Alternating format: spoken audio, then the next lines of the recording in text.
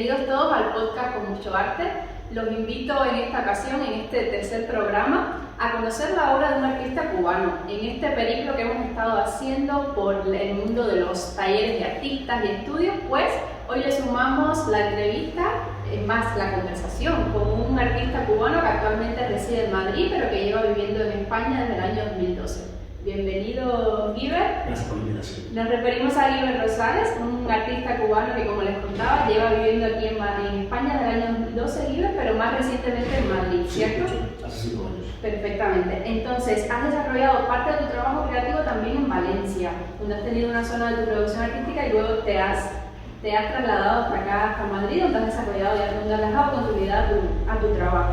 Eres graduado de Bellas Artes en la Academia de San Alejandro en Cuba y también licenciado en Educación Plástica en el Instituto Superior Pedagógico en Chico José Barona. Pero además me llama la atención, Guiber, que has sido profesor durante 9 años de Historia del Arte y Proyectos Creativos en la Escuela Nacional de Bellas Artes de San Alejandro, lo cual me imagino que te habrá dejado un saldo y una experiencia muy positiva en el magisterio. Sí, yo creo que incluso dar clases es una manera increíble de consolidar conocimientos. Me gradué del pedagógico, por lo tanto es una carrera de magisterio. La carrera de educación en las artes plásticas y el pedagógico pues te incluye tanto para las manualidades como para la teoría. Entonces yo me incliné más bien por el mundo de la teoría, en este caso historia del arte. Entré justo en San Alejandro impartiendo historia del arte universal y daba incluso arte cubano también. Y a la vez empecé también a ser estudiante de Bellas Artes, así que por la mañana daba clases de Historia del Arte y en la noche entraba por cursos de trabajadores como estudiante de Bellas Artes. Y fue una relación interesante, ¿no? Claro. Una relación interesante y sobre todo lo que aprendes de tus alumnos. Los alumnos crees que tú les enseñas y no se dan cuenta de que terminas tú aprendiendo de ellos más de lo que ellos son capaces de imaginar, ¿no? Perfecto, sí, me parece que es un diálogo muy rico y muy fructífero, sobre todo ya para tu labor como artista, te habrá aportado muchísimo en este campo teórico, sobre todo, de enseñanza, de tener una metodología, imagino que ha sido muy importante. Pero también has realizado acá en España un máster en producción artística por la Universidad Politécnica de Valencia. Esa fue la razón por la que me vine en el 2012 justo a hacer este máster en Valencia y fue un punto de inflexión súper importante para mi carrera. Venía obviamente con una formación de Cuba que me sirvió muchísimo, pero es cierto que el máster acá, primero había personas de muchas partes del mundo, de China, Argentina, Chile, Brasil. Entonces yo creo que esa especie de conjunción, de maneras de pensar el arte, sí, de confluencia, pues me hizo muy bien porque había una relación también muy interesante de cooperación entre todos los que estábamos en ese máster. Yo creo que fue un año muy bonito desde el punto de vista personal, pero también muy bonito desde el punto de vista creativo. Por otro lado, también es cierto que cuando cambia de contexto, cambian mucho las condicionantes con las cuales vas a crear. ¿Sí? ¿Qué te marcan las pautas para crear? Y ese primer año fue una etapa de redescubrimiento, ¿sabes? De intentar reorientar una obra que obviamente tenía unas condicionantes en Cuba, pero cuando llegas acá, esas condicionantes creativas ya no son las mismas. Por lo tanto, hacer lo mismo en un contexto diferente para mí carecía de sentido. Entonces fue como un año de búsqueda personal, artísticamente hablando, y bueno, a partir de ahí dio inicio la obra que he empezado a producir en España en 2012. Es decir, que el contexto de alguna manera ha influenciado tu quehacer, sí. Ha determinado parte de tus intereses, de tus preocupaciones, de tus cuestionamientos. Dale, y este trabajo de colaboración, pues nada, ha nutrido muchísimo esta formación que ya tenías desde Cuba y te ha aportado. Sí, muchísimo. Además, en mi caso personal, pues yo he construido desde la experiencia. Toda mi obra al final es una metáfora de mi vida. Cuando analizo las etapas con las cuales he ido trabajando durante todos estos años, pues puedo entender cómo pensaba en cada uno de estos años y cuáles eran mis preocupaciones. Por lo tanto, mi obra sí dependía demasiado de la experiencia de vida. Por lo tanto, necesariamente tendría que cambiar cuando mis experiencias de vida comenzaban a ser otras. Entonces, así ha sido, ¿no? Y estamos hablando de ti como artista que siempre se ha manifestado por realizar una poética que está muy relacionada con los temas sociales, sobre todo el tema de la identidad, el trabajo del tópico de la migración, de la frontera, de la alteridad, del individuo que ha podido ser marginalizado, todo es un componente muy humanista, con una carga muy autorreferencial, siempre implicado, o en muchas de tus obras comprobamos que has estado implicado en lo que es el proceso creativo, en la parte procesual de la obra, con una marcada autorreferencialidad, eres protagonista de muchas de tus piezas y hacia ahí nos vamos a dirigir. Quiero que trabajemos esta parte porque creo que es algo que distingue ahora mismo tu poética, tu implicación, tu militancia, pudiéramos decir, con tu propia obra, y es algo que me atrae muchísimo. Pero me gustaría que empecemos desde lo que está pasando con Giver ahora mismo. Es decir, tu exposición más reciente, que se titula Geografía del Poder, que además es el título de tu serie homónima, Geografía del Poder, con la cual has participado en los premios Art Laguna Prize, que tienen lugar su 15 edición el próximo mes de marzo de abril de 2021, tuvo que ser aplazado para el próximo año por todo el tema de la pandemia, pero es una serie con la cual has quedado como finalista. Y quería preguntarte específicamente que me contaras cuáles fueron tus motivaciones para seleccionar Geografía de Poder como una serie con la cual concursar en este certamen, si habías hecho la serie específicamente para participar en el concurso o si es un trabajo que ya tenías y que has seleccionado y con qué intención para participar. Sí, Geografía de Poder de hecho es la última obra que he estado produciendo y bueno, como bien dices, pues está expuesta ahora en el SEMA en Alvinés. No suelo construir una obra para un concurso. De hecho, yo creo que cuando lo intentas te das cuenta que son obras fallidas, ¿no? Que son obras fracasadas. Por lo tanto, ya he desistido, bueno, tampoco es que haya insistido mucho nunca, ¿no? Pero si alguna vez se me ocurrió, pues no se me vuelve a ocurrir, ¿no? Construir una obra para un concurso. Ya era una obra que estaba hecha, era una obra que la hice justo antes de que pasara todo lo del confinamiento y la pandemia, y fue una obra que sí la hice a conciencia. Hace mucho tiempo me interesaba pensar en toda la situación que se da en Centroamérica, con la intención de llegar a los Estados Unidos. También hace muy poco, relativamente poco, pues en las noticias también salía mucho toda la inmigración esta masiva oleada de personas que caminaban hacia la frontera de Estados Unidos y Trump se planteaba la idea del muro, ¿no? Yo creo que hay una ventaja, ¿no?, vivir en una aldea global, es que tienes una experiencia cercana a través de internet, ¿no?, a través de los medios de información. Quizás hace 20 años eso no lo teníamos, sino era difícil, ¿no?, situarnos y analizar un determinado contexto o una situación social de un determinado contexto. Ahora sí no nos podemos permitir, ¿no? Y Geografía del Poder es eso, es un análisis desde la distancia, ¿no?, desde la distancia de una situación concreta que se da en un lugar concreto que es Centroamérica y que a mí me preocupa porque al final vivimos en un mundo donde estamos de tránsito, ¿no?, constantemente, pero sin embargo hay migrantes de primera, de segunda y de tercera, ¿no? Y la condición de ser un inmigrante no solamente trae consigo lo que dejas atrás, sino que trae consigo para mí una fisura emocional que la arrastras durante toda la vida si se quiere. Entonces reflexionaba justo en eso, ¿no?, en el lastre emocional de todas esas personas que intentan buscar una vida diferente, en todas las vicisitudes de esas personas por encontrar una vida diferente y que al final, ¿sabes?, no es estadística, sino son personas intentando buscar una vida digna, algo tan sencillo como eso.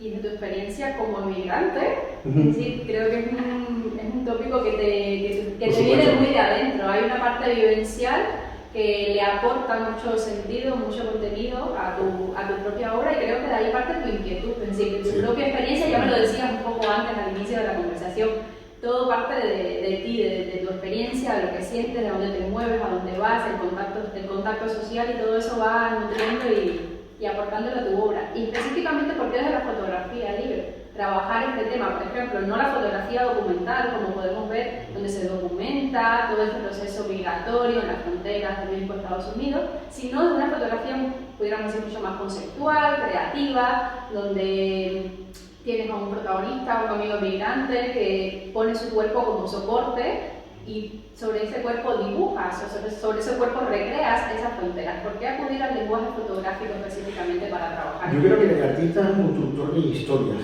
¿no? Y a mí básicamente no me interesaba lo que es el registro documental, porque yo creo que para eso también hay excelentes documentalistas, no es el área en la cual trabajo, pero también está la prensa, ¿no? Me interesaba más bien un análisis, como tú dices, conceptual, ¿no?, del fenómeno en sí. De hecho, cuando dibujaba esas líneas sobre la espalda de mi amigo, lo que quería mostrar es que las fronteras realmente lo que demuestran es una relación de poder entre contextos completamente distintos. Las fronteras son fenómenos completamente abstractos y plásticos, si se quiere. Por lo tanto, es una construcción que ha hecho el hombre para delimitar un territorio del otro. Por lo tanto, la obra fotográfica me interesa que sea conceptual, porque no solamente habla del desplazamiento de personas, sino habla de esa subdivisión de territorios, de esas relaciones que puede existir entre un territorio y otro, cómo uno puede ser clasificado como periferia y cómo otro puede ser clasificado como centro de poder, ¿no? Entonces, la obra también implícitamente tiene pues estas ideas, ¿no? Estas ideas cuando dibujo estas líneas, que al final parecen líneas abstractas, pero son líneas que en definitiva representan cada una de las fronteras que atraviesan hasta llegar a México y los Estados Unidos. Y sobre todo, Iber, utilizar el cuerpo como soporte. El cuerpo como soporte, el cuerpo alberga las huellas, alberga la experiencia, alberga la dureza del tránsito, alberga la dureza de la migración, la dureza que puede ser física, pero también puede ser emocional.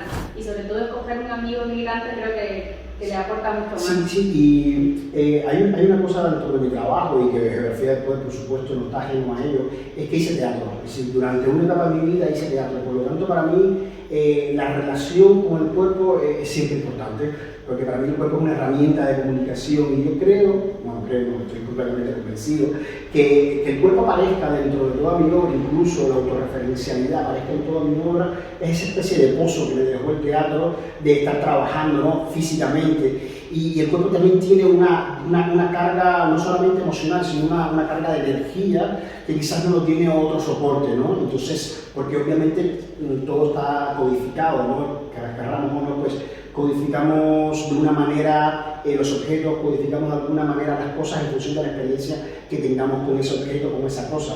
Pues no pasa de igual manera cuando vemos un cuerpo utilizado como elemento, como soporte para una obra de arte, lo codificamos de otra manera, lo sentimos más cercano.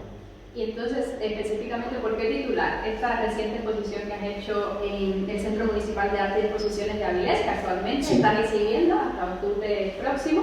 ¿Por qué titular la biografía del poder? Porque entiendo que es una exposición donde se puede hacer un recorrido, sí, no solo por la serie Biografía del Poder, sino que incluye muchas obras pertenecientes ya a tu repertorio artístico de años pasados. Es decir, ¿por qué titular Biografía del Poder a esta exposición que acabas de inaugurar? Cuando estamos preparando la exposición con el comisario Ángel Rodríguez, ¿no? y galerista también con el buen trabajo, nos dábamos cuenta que Geografía del Poder era la última obra, pero a la vez recapitulaba en su propio nombre algo con lo que venía trabajando desde hace muchos años, que son las relaciones entre el poder, las diferentes relaciones con el poder, ya sea la muerte como forma del poder, hay una obra que habla de ello, el destierro, ¿sabes?, como forma de poder, de algo que te hace desplazarte hacia otro territorio, porque ese contexto no te es un contexto lo suficientemente cómodo para continuar conviviendo en él. Y toda mi obra, de alguna manera, pues todo el tiempo se relaciona con las ideas y las relaciones que tiene el ser humano con el poder. Yo creo que entonces esta última obra resumía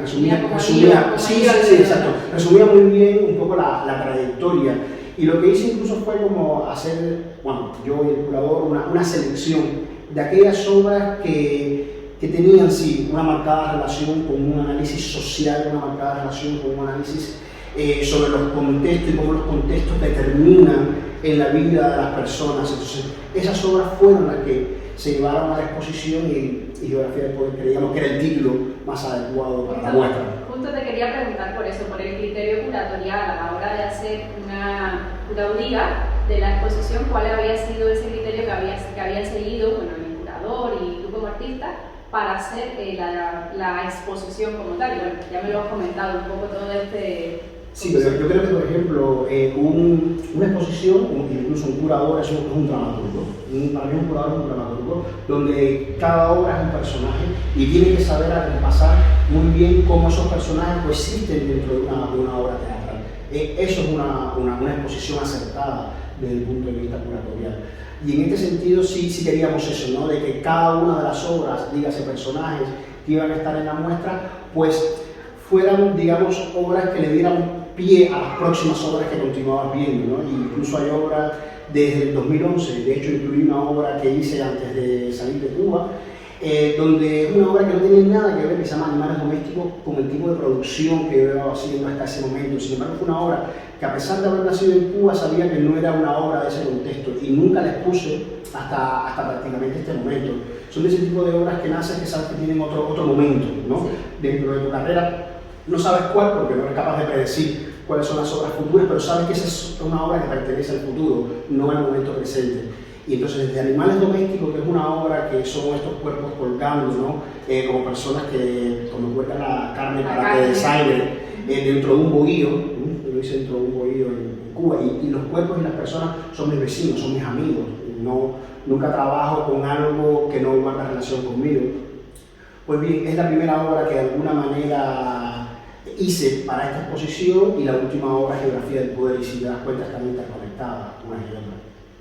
Iber, ¿para ti qué significa poder realizar una exposición ahora mismo para ti de esta envergadura, del plano personal y el plano artístico, sabiendo los tiempos que corren, tiempos donde ha habido una parálisis en gran parte del mundo del arte, galerías, museos han tenido que cerrar, otros han podido reabrir, otros ni siquiera lo han podido realizar actualmente, y que hayas hecho una exposición física, porque ahora mismo está el boom de todas estas exposiciones virtuales, de los recorridos por las galerías en 3D, de toda la información que está circulando por las redes, como una manera alternativa de socializar el contenido artístico, que hayas podido realizar apenas pasado este periodo de confinamiento y cuarentena una exposición. ¿Qué ha significado para ti? Bueno, la exposición era en abril, por lo tanto, tú podrás imaginar que se canceló. Sí, la exposición era en abril y bueno, se canceló hasta pensar en una fecha posible, y justo en junio pues ya nos empezamos a plantear que podía ser la última semana de agosto, y si te soy sincero, como estaban las cosas con el tema del virus, dije pues me falta poco para que se cancele también, ¿no? Entonces ya ahí sí la daba por perdida, pero no, por suerte al final se inauguró, gracias a un poco a la colaboración con el SEMAN y su directora Anabel y Ángel, y bueno, exponer físicamente yo creo que siempre es un gusto. Yo para nada, yo creo que las plataformas y todo este mundo virtual, yo creo que ha sido una gran ventana, yo creo que es una de las cosas positivas que ha traído esta experiencia en los confinamientos, porque son otros medios de comunicación, y sobre todo por la capacidad que nos da de llegar a muchas personas con inmediatez, ¿no? De hecho, yo últimamente sigo muchos podcasts o entrevistas en Instagram en directo, y es cierto, ¿sabes? Es cierto de que incluso tienes un acceso más plural y diverso a la información, pero siempre es bueno exponer el físico, ¿no? Siempre esa parte vivencial, ¿no? de la obra en físico, en la pared, de tener una relación personal con el trabajo, yo creo que se agradece, y por lo tanto para mí fue un gustazo que la exposición se hiciera, que por fin se hiciera y que esté ahora hasta octubre, así que feliz. Feliz, encantado, sí. Y nosotros encantados de que hayas podido hacerla. De verdad, yo estoy de acuerdo, creo que toda esta red comunicativa que se ha establecido a través de Instagram, Facebook y el resto de las redes sociales, pues ha venido a potenciar algo que ya existía. Es decir, no es que hasta ahora no venía teniendo lugar toda esta visibilidad, solo que se ha potenciado, y eso es algo riquísimo, que coexista la visibilidad por internet junto con la visibilidad física en los medios tradicionales, las galerías, los museos, algo que yo creo que ha llegado para quedarse, y que los artistas y todos los que estamos implicados dentro del mundo del arte solamente tenemos que potenciarlo y que utilizarlo a nuestro favor. Las redes son una gran ventana, son una gran vitrina, donde a lo mejor tienes un contacto más directo en el sentido de instantáneo, un contacto más instantáneo con el receptor, que a veces ni conoces, bueno, la mayoría de las veces, hasta que te hacen de un grupo de seguidores, pero la experiencia vivencial en la galería, el contacto directo con la obra, inclusive obras que tienes que recorrer, los environments, las instalaciones, obras que son más que implican el contacto directo con las propias piezas, pues es una experiencia que creo que no se sustituye. Yo creo que puede convivir ambas cosas, exacto, ¿no? Yo creo que una cosa pues alimenta a la otra. Iber, entonces también te quería preguntar, a raíz de este contexto de la cuarentena y del confinamiento, ¿cómo lo habías vivido? ¿Has realizado alguna obra en particular? ¿Algún proyecto que haya nacido a partir de este confinamiento? ¿O fue un momento de recogimiento e introspección? Yo creo que fue un momento de, más que de recogimiento, hasta de orden, ¿no? Porque a veces un vídeo que hacíamos justo con la cuarentena, decíamos que tenemos una especie siempre los artistas, ¿no? Y los no artistas, de caos controlado, ¿no? De información que tienes que organizar y no ordenas, de obras que tienes que revisar y no encuentras el tiempo adecuado para revisarlas, y la cuarentena realmente fue para eso. También yo soy del criterio, y te lo argumento, ¿no? De que los artistas construimos cosas después que han pasado las experiencias traumáticas, ¿no? Después que esas experiencias, yo digo, han creado sedimentos. Yo creo que es muy difícil tener visibilidad en medio de la tormenta. Yo creo que ese es el ejemplo bastante descriptivo, ¿no? Entonces, una vez pasa la tormenta, ves lo que ha sucedido y a partir de ahí reflexionas y analizas. Y le pasa a muchos artistas, no sé, si piensas por ejemplo en Munch, toda esa obra, tú dices, bueno, es que es el resultado de una experiencia puntual en ese momento. No, es el resultado de lo que ha sido su vida y como consecuencia una obra como esa, o si piensas en las pinturas negras de Goya, ¿no? ¿Eso es una obra que ha hecho con una experiencia inmediata? No, hay una consecuencia directa de una experiencia de vida que termina en las pinturas negras. Pues así yo creo que nos pasa un poco a todos, ¿no? Y creo que es lo más sensato. Yo creo que crear desde la distancia nos hace ser artistas más objetivos. Yo a mis alumnos le ponía un ejemplo, ¿no? Y era de ponte el dedo en la punta de la nariz. Es decir, cuando te pones el dedo en la punta de la nariz, lo ves todo desenfocado. Y decía, ¿quieres ver algo con claridad? Pues toma distancia. Entonces, ese es el ejemplo. Lo que vaya a construir como reflexión de esta situación, yo creo que va a ser el resultado de esa distancia. ¿Hay alguna? Sí, incluso hace muy poco hay alguna obra que ya están haciendo, ¿no? Que se llama Espacios Comunes, y es una pieza que reflexiona de que al final no estamos tan distantes unos de otros, al final podemos ser víctimas de una situación común, ¿no? Pensamos que este fenómeno era un fenómeno chino, asiático, de esa mirada eurocéntrica muchas veces o occidental desarrollada, y nos damos cuenta que no, ¿sabes? De que al final vivimos literalmente en una aldea, pero ya no una aldea de comunicación a través de internet, no, en una aldea, donde las cosas viajan de un lugar a otro, ¿no? Y donde somos vulnerables tanto en un lugar como en otro. Entonces yo creo que esa es la reflexión que he hecho, y a partir de ahí quizás salga algo, ¿no? Bueno, quizás no, esta pieza sí, hay este proceso, pero no ha pasado. Yo creo que ha pasado, ¿no? Te sorprende cuando llega la idea, no sales en busca de ella, ¿no? Claro. Por lo menos yo trabajo así. Perfecto. Giver, la autorreferencialidad, te decía, comentábamos al principio que era un componente primario en tu quehacer artístico. ¿De dónde surge esta necesidad de utilizar tu cuerpo, de utilizar tu imagen para comunicar muchas de las preocupaciones que te aquejan como artista? ¿Cómo configuras el proceso creativo cuando eres parte, cuando eres protagonista de la propia obra? Y si tienes algún referente, algunos artistas que hayan podido influir en esta manera procesual y autorreferencial de hacer tus obras. Yo creo que sí, tiene mucho que ver con la experiencia de vida. Siempre voy a la experiencia de vida porque yo creo que eso marca mucho a cualquier artista, o por lo menos a muchos artistas. Bueno, lo primero es que no quería ser artista plástico, ¿no? Y de repente eso decepciona. ¿Por qué no quería ser artista plástico? No quería ser artista plástico, quería ser actor. De hecho, estuve mucho tiempo hacia la universidad trabajando en un grupo de teatro, pero serio, ¿no? No ni siquiera era aficionado, sino un grupo de teatro serio en la Casa de la Comedia, ahí en la Habana Vieja. Y llegado un determinado momento, pues había hecho la carrera de pedagógico, estaba en el teatro y tomé la decisión de que, bueno, no puede ser aprendiz de todo y maestro de nada. Empecé con la teoría del arte, que sí me cautivó mucho, y a partir de empezar con la teoría del arte me empecé entonces a enamorar de lo que podía ser el proceso creativo para un artista. La teoría del arte es lo que me lleva a ser artista. Siempre obviamente hice mis pinitos, como se dice en La Habana o en Cuba, con relación a las artes plásticas, pero no era un interés.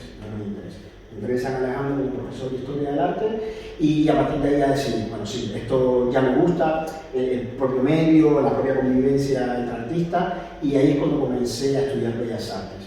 Ahora bien, lo que realmente me marcó fue todo lo que estudié sobre la generación de los 80 en Cuba. Tuve la grandísima suerte de tener a Frenzy, quizás lo conoces, de la mano, que fue mi tutor de la licenciatura, y después tener una persona que me ayudó muchísimo con total desinterés en mi filantropía, que fue Corina Matamoros, comisaria del museo. Y esas dos personas me marcaron muchísimo en mi carrera profesional como artista, porque me abrió la ventana de lo que fue la generación de los 80 en Cuba, y descubrí una generación de artistas como muy despreocupado, ¿no?, de lo que es la parafernalia del circuito artístico, y más preocupado y ocupado por lo que eran los procesos de creación, por lo que era el trabajo, incluso muchos de ellos antropológicos, de investigación social, incluso de investigación religiosa, en el caso de Juan Francisco Elso Padilla. Conocí a la familia de Elso Padilla, estuve en casa de Elso Padilla. Claro, entonces todas esas experiencias pues me acercaron a una manera de ver y entender el arte.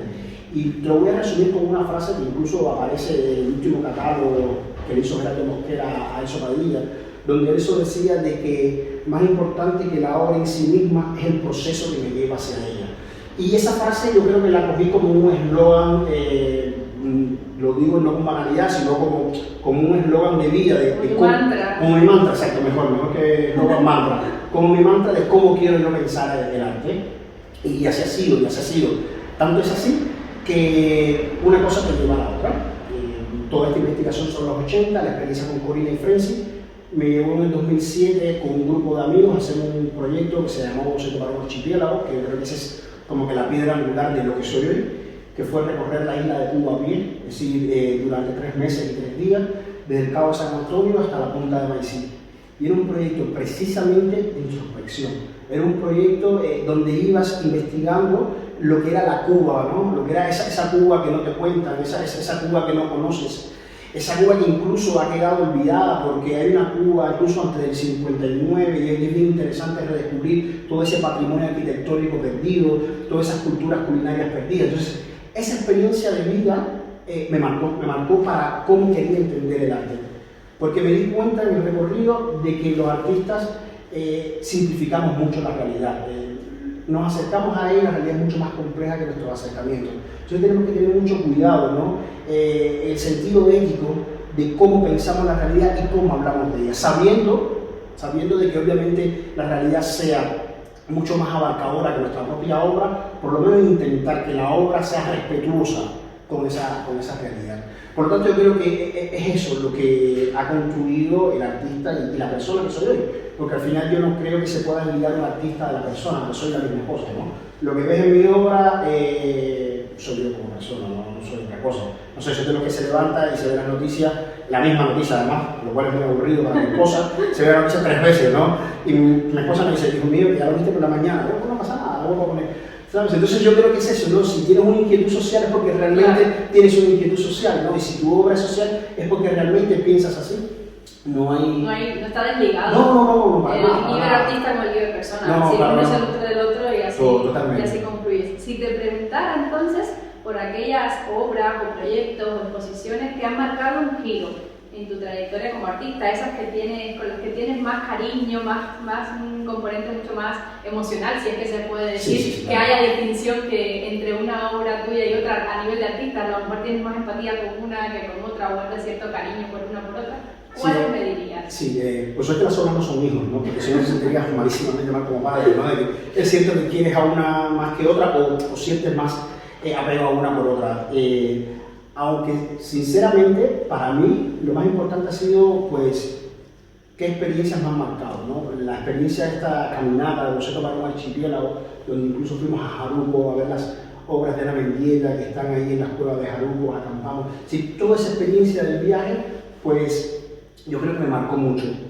Y de ese viaje, una obra en particular que se llama Escucha el Silencio, que hice en Matanza. Fíjate que no es la primera obra que hice con el cuerpo en este recorrido, incluso hice alguna que otra obra que para mí es muy interesante y me ha dado muchas alegrías, pero sin embargo en esa obra fue donde tomé conciencia de lo que quería hacer, ¿sabes? Es como que lo que hablamos de los procesos, ¿no? El proceso es un camino en el cual hay una experimentación, hay una búsqueda, pero hay un momento de toma de conciencia, hay un momento de que ese proceso lleva a la toma de conciencia. Perfecto, es esto lo que quiero hacer. Y Escucha el Silencio es una obra que hice que era el resultado de una entrevista que hice a los pescadores de uno de los ríos de Matanza, estos grandes ríos que desembocan al mar, los ríos que desembocan al mar, y ellos me hablaban de las penurias, ¿no? Que pasaban muchas veces con el tema de la pesca, de cómo al final pues eso no le daba para vivir. Entonces es una casa muy humilde que realmente tiene un muellecito pues insignificante, ¿no? Y te quedas pensando en todas esas historias silenciosas, ¿no? Que acumulan miles y miles de personas, y en el contexto cubano sobre todo también, miles y miles de compatriotas además. Hice esta pieza, ¿no? Entonces esta pieza consistía en intervenir la casa, donde le pintaba la casa, yo me colocaba de amarillo, desnudo, ¿no? Y era como una especie de pintar un fragmento de la realidad dentro de esa pátina de gris que era todo ese muelle, ¿no? Era como que voy a hablar con colores de una realidad que está en gris. Y esa obra me marcó muchísimo, me marcó porque fue el resultado de esto, de esta entrevista, ¿no? Y este empatizar con la historia, y a partir de ahí supe que quería hacer, construir obras que hablaran de experiencias, sean mías o ajenas. Y justo vienes de un contexto muy diferente al que te encuentras ahora, el contexto español, el contexto cubano desde donde vienes. ¿Qué opinión te merece actualmente el contexto español? ¿Cómo ha sido tu experiencia como artista cubano, emigrante, a la hora de insertarte dentro de un circuito artístico español diferente al contexto cubano? Yo, sinceramente, te diría que no me ha sido difícil. Obviamente, decir que no me ha sido difícil no significa que no haya trabajado, ¿sabes? Porque el que no te sea difícil, pues de lo que habla es que obviamente he sentido aceptación, todo lo contrario, creo que tienes un punto a favor, si se quiere, que cuando eres artista y vienes de Cuba hay una relación muy estrecha entre Cuba y España, desde el punto de vista afectivo, ¿no? Y eso, quieras o no, pues es algo que te favorece, ¿no? Si de repente partes con la premisa de que hay una relación afectiva entre un lugar y otro, pues bueno, es lo que te lleva, ¿no? Es lo que ganas. Hay una afinidad. Hay una afinidad muy mutua, incluso mutua. Y eso me ha venido muy bien, la verdad, y me he sentido muy acogido. Entonces, por eso te digo que no me ha sido difícil, porque el trabajo, yo creo que no hay nada que se pueda conseguir si no trabajas para ello. Por lo tanto, el trabajo ya lo doy como algo hecho, ¿no? Como algo que debo hacer, como algo que me toca hacer. Una vez que trabajas, tienes resultados. Entonces, es ahí donde digo que me ha sido fácil, ¿no? Porque he encontrado resultados, premios, incluso hacia mi trabajo, la aceptación, el que alguna galería se interese por mi obra, y después pues una comunidad al final intelectuales, artistas, de los cuales me he enriquecido, y bueno, la verdad que me siento muy contento, me siento arropado. Muy bien, me encanta. Iber, ahora mismo sé que acabas de salir estás en medio de una exposición que viene a ser un poco retrospectiva, un poco de tu obra. Pero te quería preguntar, ¿estás cocinando algún proyecto ahora mismo? ¿Estás haciendo alguna otra serie? Sé que estamos en tu estudio. Sí, este es el proyecto que estamos cocinando. Bueno, el estudio de tres artistas, somos tres artistas, ¿no? Sé que estás en proceso de finalizar o de inaugurar tu estudio, pero quería saber si estabas trabajando a nivel artístico en alguna otra obra, algún otro proyecto que tengas en mente. No, ahora mismo realmente estoy solo, con la exposición que recién se inaugura, y estamos como que a punto de terminar el estudio de tres artistas, que es Manuel, que lo conociste hace un instante, Manuel, que es un artista también interesante colombiano, y bueno, en este caso yo. Y nada, justo este es nuestro proyecto vital de vida, porque es lo que nos va a permitir pues iniciar nuevos proyectos. Pero bueno, desde el punto de vista artístico, he dado un giro, si se quiere, a la fotografía analógica. Entonces, estoy pensando en muchos proyectos donde el soporte sea el soporte analógico, sin dejar la fotografía digital, ¿no? Pero esa especie de coexistencia, ¿no? Del formato digital y del formato analógico.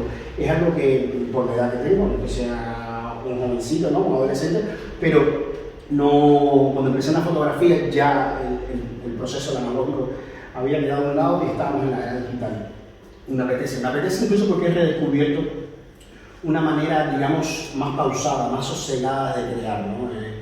Yo digo que, sin demérito a la fotografía digital, por favor, pero yo digo de que cuando trabajas con fotografía analógica es como si cocinaras a leña, y cuando trabajas con fotografía digital es como si colocaras un buen plato de comida pero en el micro, ¿sabes? Entonces, muy bien, vaya metáfora. Entonces, es ahí la diferencia, ¿no?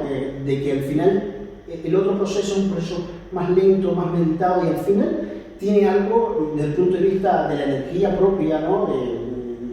de la obra, cuando la tienes físicamente en la mano, que notas que es diferente, sin hablar de procesos técnicos que son completamente distintos, ¿no? Y por otro lado, porque yo creo que el fotógrafo analógico tiene una cosa que le favorece, es que piensa la fotografía, luego la hace, mientras que la fotografía digital, haces la fotografía, luego la piensas. Entonces, eso es algo también que he descubierto, ¿no? La inmediatez de la imagen digital te permite ver y a posteriori decir, vale, perfecto, ya sé cómo debo arreglar estos errores que tengo, ya sea de sobresaturar la imagen o lo que fuese, ¿no? Sin embargo, la fotografía analógica no tienes esa posibilidad, no la imagen, esa posibilidad. Por lo tanto, tienes que pensar muy bien la fotografía, luego hacerla. Entonces, es un problema de gusto personal, ¿no? Ahí sigo con mi cámara digital también, sin ningún tipo de problema. Perfecto. Pues me ha encantado la conversación, Guiber. Espero que puedas darle continuidad a todas estas búsquedas, que lo único que van a hacer es complementar y ahondar en tu proyecto y en tu creación. Ha sido un placer tenerte como invitado en el podcast Con Mucho Arte. Gracias por abrirnos las puertas de tu estudio que visitaré, por supuesto, en la inauguración, y estaremos aquí. Y muchísimas gracias una vez más y mucho éxito, eso sí. Gracias a ti, ha sido un placer de esta conversación y volveremos a ver. Por supuesto.